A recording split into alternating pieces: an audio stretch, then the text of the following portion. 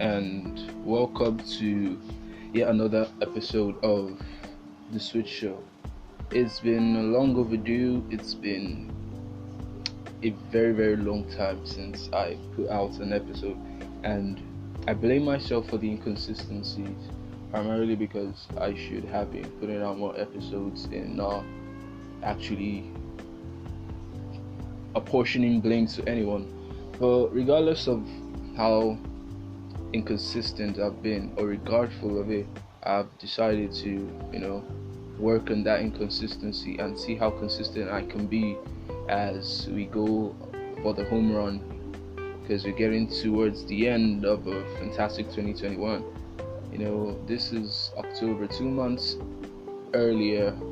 It clocked 365 days officially as a podcaster, and one of the things that struck me in my 1 year of being a podcast host is the fact that there's a lot of things that are yet to be discussed, and there are a lot of untouched things in the society, and majority of those things are left the way they are.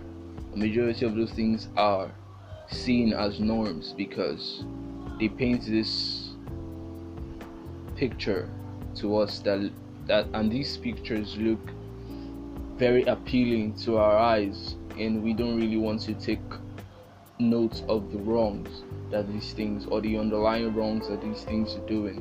And that brings me to the topic that I have thought about, which is cultural illusion. First of all, we need to define the two keywords. If this is your first time listening to the Switch Show, well, thank you very much.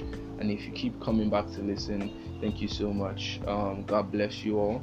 I thank you, God. Thank you so much for your support and all the listens across the various platforms. And yeah, I always like to define the keywords that are involved in the topic. So it is two words: culture and illusion. Culture can be seen as the way of life of a people or the system in which a group of people operate. An illusion is a deceptive appearance or impression. Now, combining the two of them is cultural illusion. In my own words, we say a deceptive impression or appearance of the way of life of a people or group of individuals. So this goes to say that I thought about this topic because it's not just in, when I talk about culture or when I talk about society, a lot of people usually pen society to just society. I don't know if you get what I mean. They usually see society as this God-forsaken, rotten place where people just throw their trash out and live with it. Like, well, I don't give a damn because nobody really cares. Nobody is concerned with what is going on. But this ain't just in the general public. It also happens in sectors like in government, in religion, in education. It's not just the streets, so to say. It's not just something that happens in the streets. Even in churches, even in places of worship, the mosques, in temples and whatever, what have you, there are still some people that paint this facade. By the way, I did an episode, the very first episode I did, which was Beyond the Facade. You can go listen to it.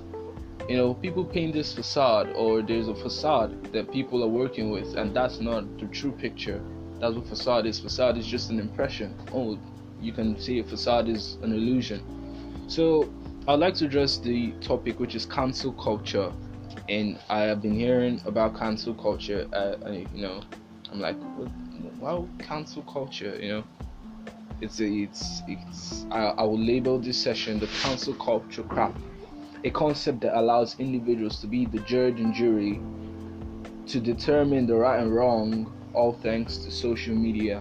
So it's one thing to be known, and it's one thing to maintain that image that people know you for, because most times what people do is that once you deviate from a certain image, or once you deviate from what they know you as, you become useless, you become wrong. You know, you've deviated, you've moved away from what they've known you as. So most people do not accept that new picture or that new you.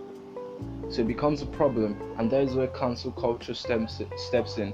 You'd hear that a celebrity was cancelled some days back, and you'd be like, why was he cancelled? You say, okay, he did something wrong, or he said something based on his belief. And no, it's appalling, because people don't support your belief, and your belief, or trying to satisfy their own belief, is actually unsatisfactory, because you can never satisfy the needs of people. Not even the creator of the world can satisfy people, how much more we, the created. The rate of suicide, depression, anxiety, and the likes have been sped up by cultural illusion. It's not the sole propagator of all, but plays a sadistically significant role in the increment of cases across and around the world. But that point is something that I think we all can agree with, because you scrolling through Instagram feeds, Twitter, Snapchat, TikToks, Facebook, even YouTube, Reddit, Quora, what have you, all your social media stuff, and you see these lives on display, and it makes you feel insecure. The word insecurity is just lack of security. You're not safe. In your own head, you're not safe. So once you're not safe in your own head, then you're not safe anywhere you go to. You become paranoid, you become anxious, you become depressed.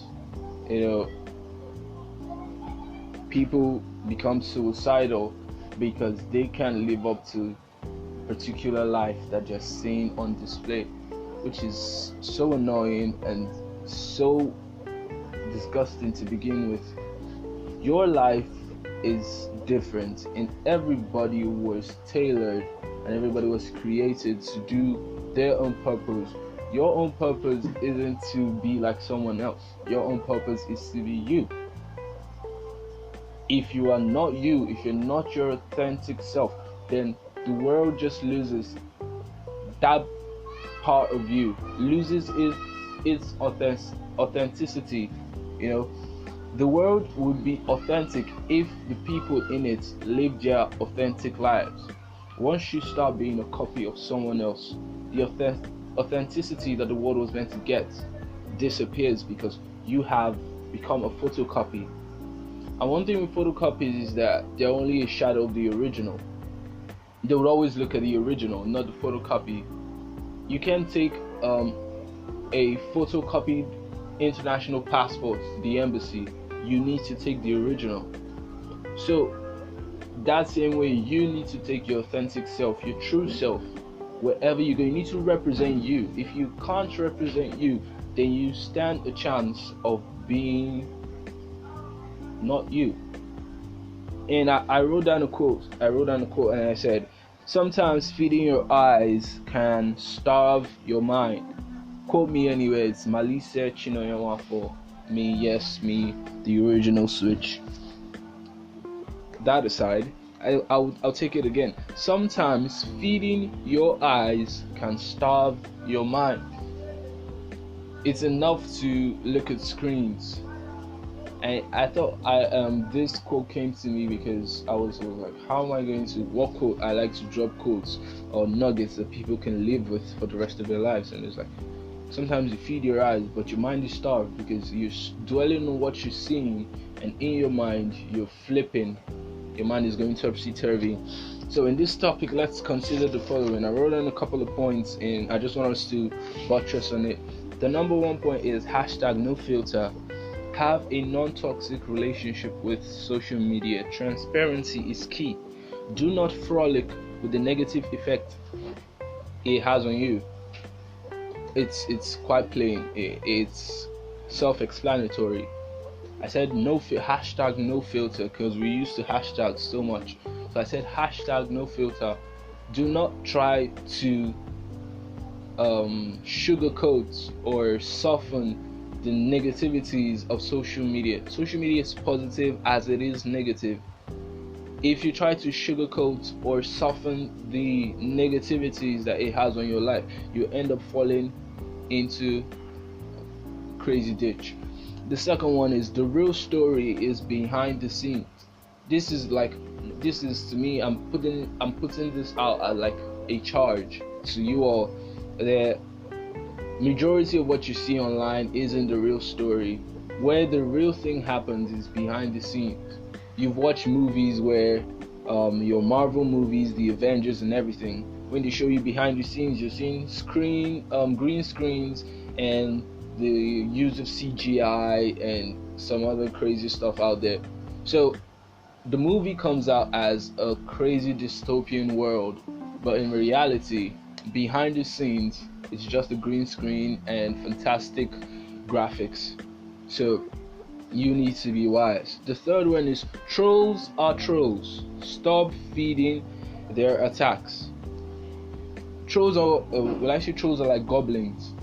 If you look at a goblin, I remember watching Merlin a couple of years back, and this goblin would feed on gold. So that trolls are like that. They need you to keep listening to them and giving them what they want. You shouldn't try to justify yourself all the time. You shouldn't try to justify your actions all the time. Okay?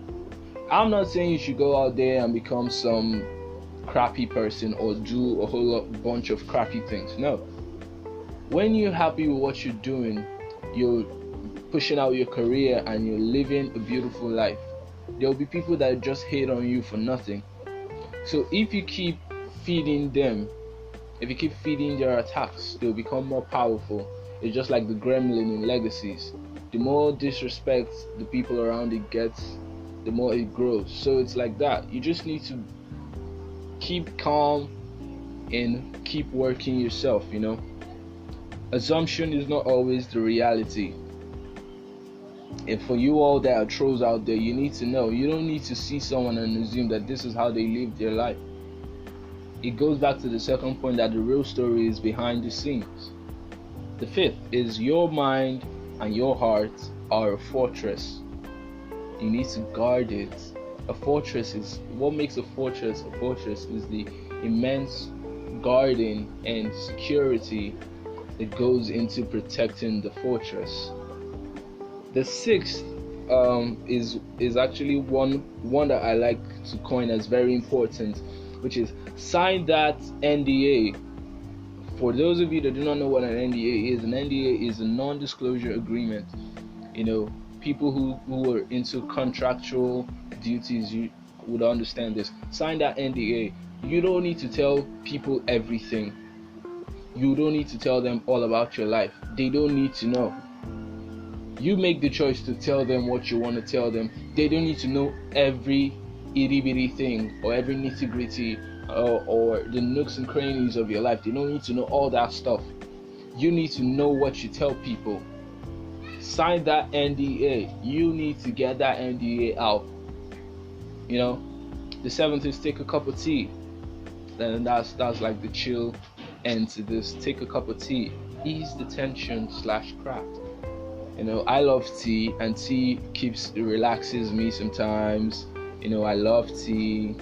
So I just thought that it was going to be beautiful to say take a cup of tea. So you just need to chill out. Find time, open up your mind, and flow. So that concludes the episode, and I'd like to put out one thing else. Part of the Switch Show is something I put it under the category of personal journals, and personal journals talks about my life and things that I see and I relate to.